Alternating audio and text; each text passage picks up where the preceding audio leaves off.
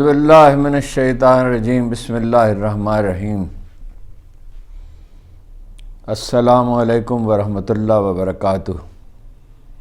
میں ہارون رشید عرض کر رہا ہوں،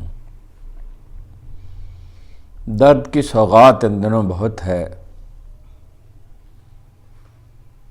عید میلاد النبی کا دن اور اس پہ ایسی خونریزی، اتنی بے رحمی، اتنی سفاکی، اتنی بے غیرتی۔ میں سوچتا ہوں قیامت کے دن ہم اللہ کے رسول کو کیا منہ دکھائیں گے۔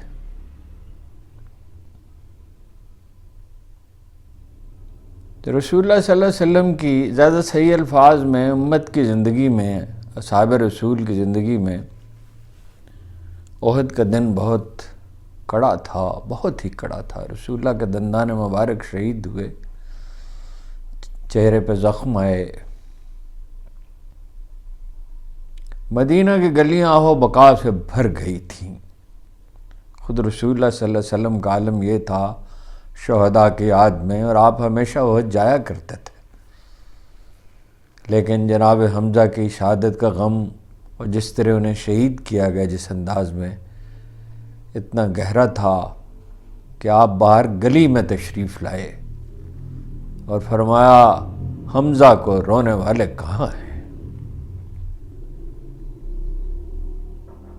حمزہ آپ کے چچا تھے، سب جانتے ہیں، لیکن آپ کے ہمجولی بھی تھے، آپ کے ہم عمر تھے، آپ سے عمر میں بڑے نہیں تھے۔ کیا بہادر، کیسا جنگجو، کیسا نادر شکاری۔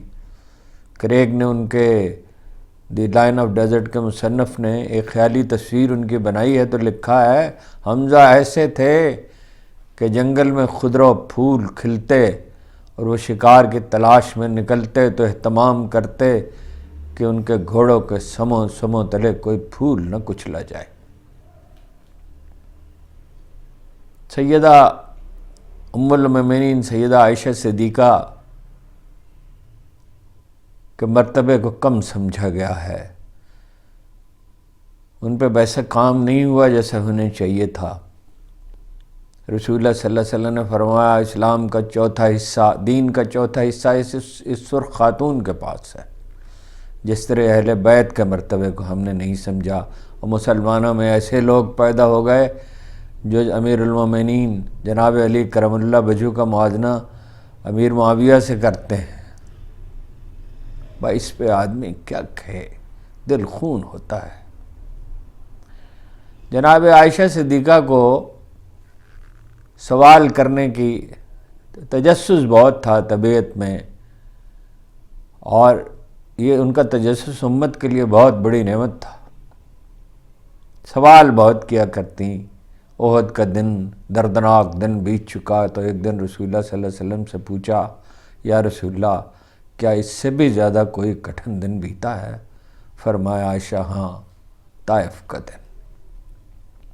ویسے تو شیب ابی طالب بھی تھا، جس کی کہانی کبھی کسی نے لکھنے کی کوشش کی ہے تو ایسا لگا ہے کہ اس کا ذرا سا حق بھی ادا نہیں کر سکا۔ طائف کا سانحہ ایسا ہے کہ دنیا کا کوئی عظیم ترین مصنف بھی اس کی تصویر بنانے کی کوشش کرے تو بنا نہیں سکتا۔ بازاری لڑکے، اندازہ کیجئے کون ہستی ہے اور کون تعاقب کرنے والے ہیں اور کون ٹھٹھا کرنے کی کوشش کر رہے ہیں۔ ان کے پیچھے لگائے گئے خون بہا، پتھر برسے اور خون بہا ریڑھیوں تک پہنچا۔ زمین اگر بول سکتی تو شاید اس دن بھی بول نہ سکتی، اور سسکتے ہوئے سوال کرتی کہ اے بندگان خدا، کس ہستی کے ساتھ تم نے کیا کیا؟ آسمانوں پہ البتہ غضب کی آگ روشن ہوئی، اس قدر بھڑکی کہ جناب جبرائیل علیہ السلام تشریف لائے اور پہاڑوں کا فرشتہ ان کے ساتھ تھا۔ ملحدوں کے بعد دوسری ہے۔ مسلمان جانتے ہیں کہ کائنات کا ایک نظام ہے اور ہر نظام پہ ایک نگہبان مقرر ہے، جس طرح آدمی کے کندھوں پہ فرشتے مقرر ہیں۔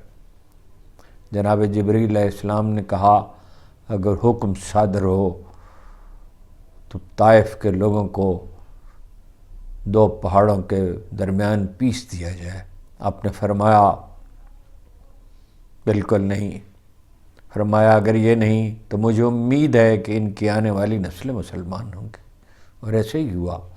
بدو جب بگڑ گئے جناب رسالت مآب کے وصال کے بعد، اور مدینہ میں قیامت صغریٰ برپا تھی، زمین خالی ہو گئی تھی، لگتا نہیں ہے تھا کہ زمین خالی ہو، زمین واقعی خالی ہو گئی تھی،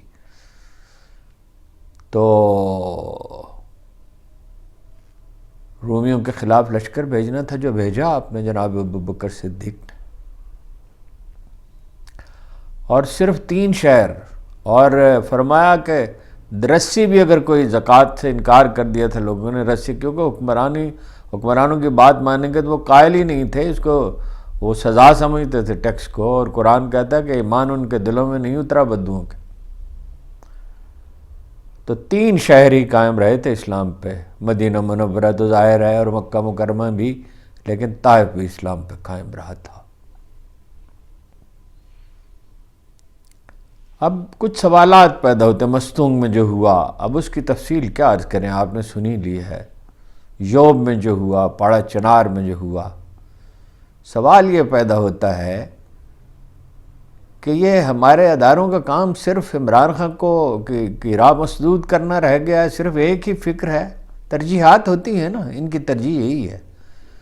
ہمارا انٹیلیجنس نیٹ ورک اتنا کمزور کیسے ہو گیا، ہر 10-15 دن کے بعد ایسا واقعہ ہونے والا ہے؟ جنرل باجوہ سے پوچھنا چاہیے، کوئی عدالت ہو جو ان سے پوچھ سکتی ہو کہ آپ نے ان کو آنے کیسے دیا۔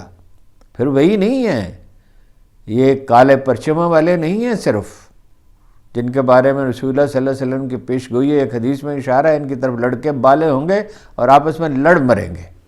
اور ایک کا تو نام بھی لیا تھا کہ شہر کے نام پہ اس کی کنیت ہوگی ابو بکر بغدادی۔ یہ بلوچ علیحدگی پسند، یا بلوچستان میں جہاں کہیں ظلم ہے ہم اس کی مذمت کرتے ہیں، جو لوگ غائب کر دیے جاتے ہیں، وہ کرنی چاہیے، دل و جان سے کرنی چاہیے۔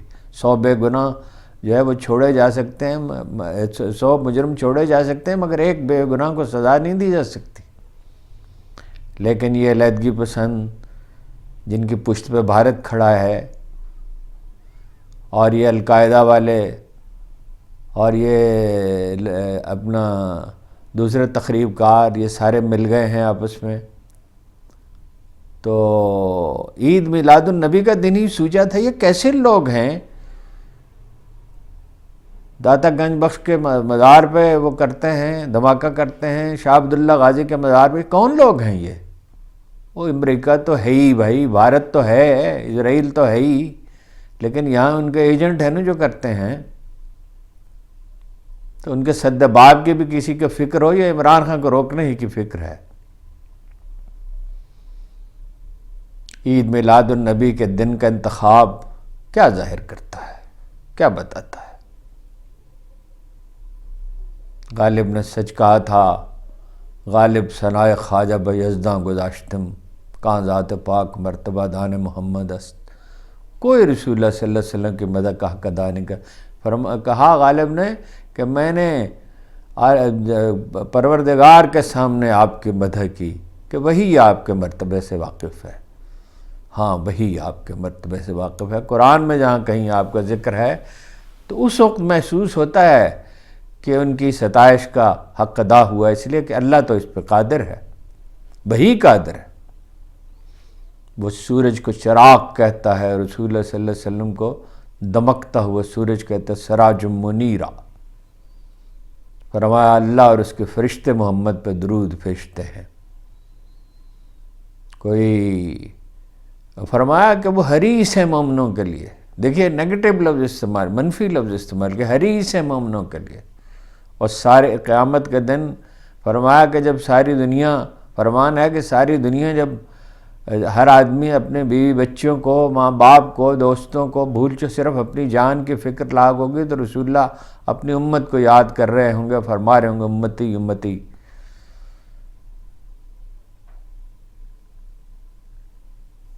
کبھی کسی نے کوشش کی ہے کہ ان کی مدح کا حق ادا کرے؟ نہیں۔ جس کسی نے بھی کوشش کی یہی کہا کہ حق ادا، خواجہ مہر علی شاہ سے لے کے جناب حسان بن ثابت تک ہر ایک نے یہی کہا کہ حق ادا نہیں ہو سکتا۔ قرآن کہتا ہے کہ جیسا میں نے عرض کیا. لیکن ایک واقعہ ہے، یہ اور ہے. کوئی 4 برس ہوتے ہیں، ایک دن صبح کے وقت تلاوت کرنے کو جی چاہا تو ایک لفظ پہ آ کے میں ٹھٹک گیا. مضمون کوئی اور تھا، مجھے یاد نہیں پڑتا کیا تھا، لیکن اس میں جو قسم کھائی جگہ جگہ قسم کھاتا ہے اللہ تین کی، زیتون کی، طور سینا کی اور سحر کی اور ان گھوڑوں کی جو ایک نادر روزگار تخلیق ہیں اللہ کی. وہاں ایک اچانک ایک لفظ آتا ہے لعمر کا، اے محمد قسم ہے تیری عمر عزیز کی صلی اللہ علیہ وسلم. میں بھاگا ایک اسکالر کے پاس گیا، ان سے کہا کیا میں ٹھیک سمجھا ہوں؟ عمر کی قسم کا کیا مطلب ہوا؟ اس میں تو خانگی زندگی ہے، اس میں تو خور و نوش ہے، اس میں تو عمر رواں کے اور بہت سے مرحلے، کیا ایک ایک لمحے کی قسم کھائی ہے؟ انہوں نے کہا تم ٹھیک سمجھے، ایک ایک لمحے کی قسم کھائی ہے. پھر کہا جس طرح نفس کے فریب شمار نہیں ہو سکتے، مصطفیٰ کے مقامات بھی شمار نہیں ہو سکتے. اس دن یہ ستم ڈھایا گیا ہے. اس دن کتنی جہالت ہے، کتنی جہالت ہے، کتنی بے شرمی ہے، کتنی بے حمیتی ہے. اور وہی بات میں سوچتا ہوں قیامت کے دن ہم انہیں کیا منہ دکھائیں گے؟